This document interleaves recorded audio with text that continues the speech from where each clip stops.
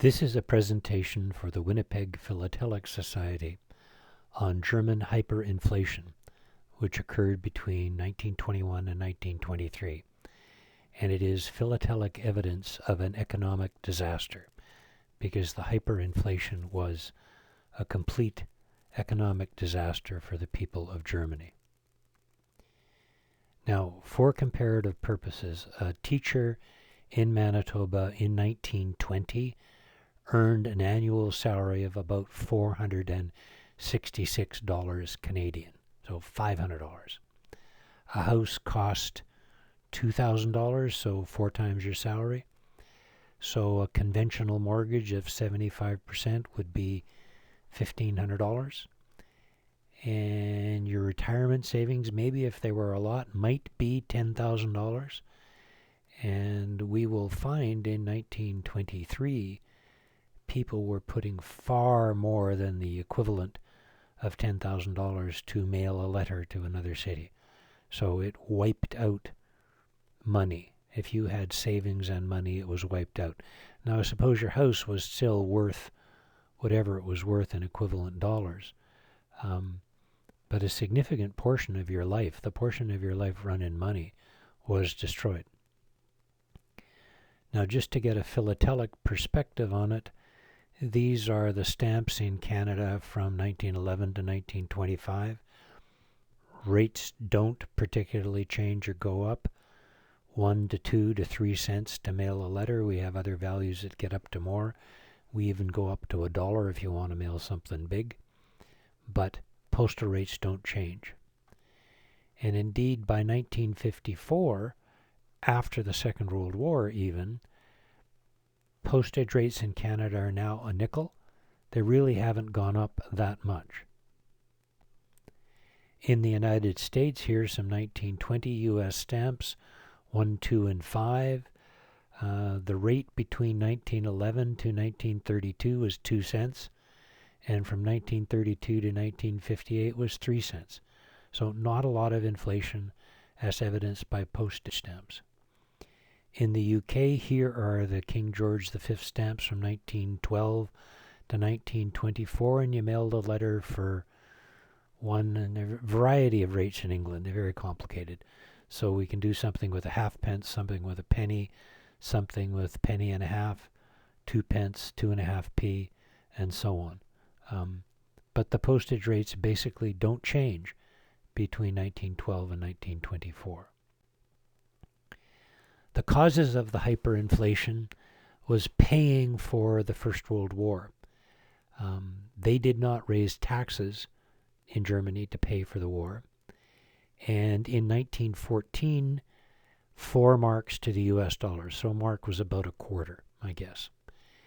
In Canada, after the First World War, we instituted income tax, which nobody likes. France, interestingly, paid for part of the cost of the First World War with semi-postal stamps.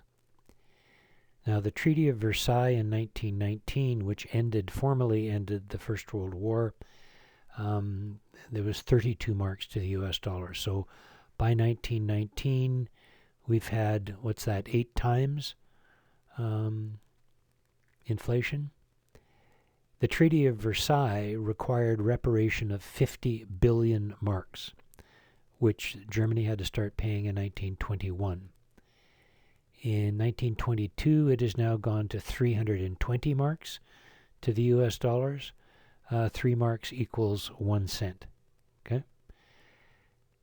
To pay for all of this, Germany just printed money, and it caused inflation and indeed hyperinflation, which ended in 1923.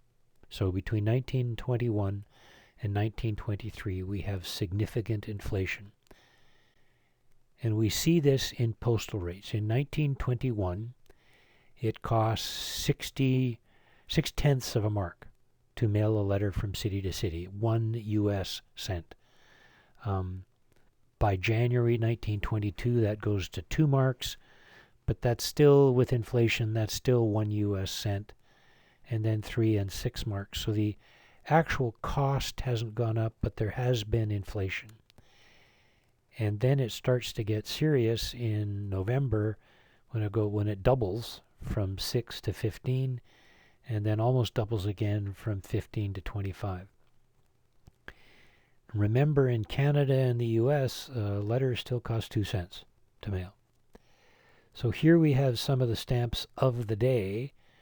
4 marks. We have a block of 6 marks and another block of 18 marks. Used on January the 1st, 1923 and January the 10th, 1923. The rates go from 20 to 50 to 150 on January the 15th. So some combination or other of these stamps was used to pay the rate, the 1923 rate, which is higher than the 1922 rate. So here's what happens in 1923. We saw the city-to-city rate in 1922, doubles to 50, doubles to 100, triples, and then in a month goes up more than 3 times. In less than a month goes up 20 times, triples again in a week, and between September the 1st and September the 20th, that's up by 3 or 4 times. So spectacular increases in rates, the domestic, city-to-city, and foreign rates. Like many European countries, they have many different rates, domestic, city-to-city, and foreign. So we're starting to run out of stamps and we can't reprint them. So we start taking the stamps of Germany, and you'll recognize these under the overprint. We start taking the stamps and overprinting them, 5,000, 8, 15, 20, 20, and there's a block of 220, so that's 40,000 marks. Then 30, 75, and 75. And now we're getting serious, 100, 125, 250, 800, 28, and those are slightly different stamps, the 2 800s. And then we have a block of 4 800s, which is 3.2 million marks. My goodness, it's really going up quickly. So after a while we stop overprinting and we start issuing stamps in thousands of marks. And on August the 24th, between August the 24th and September the 1st, the rate is 8,000 marks. So 2 4,000 mark stamps pays for it.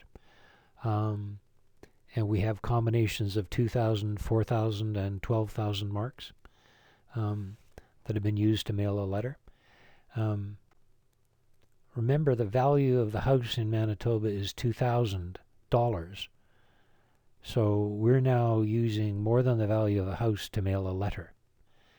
So then we have really large numbers of stamps in thousands of marks, 5,000 marks, and 100,000 marks. And so there's a 100,000 mark stamp, and that must be worth a lot of money, right? 100,000 marks, my goodness.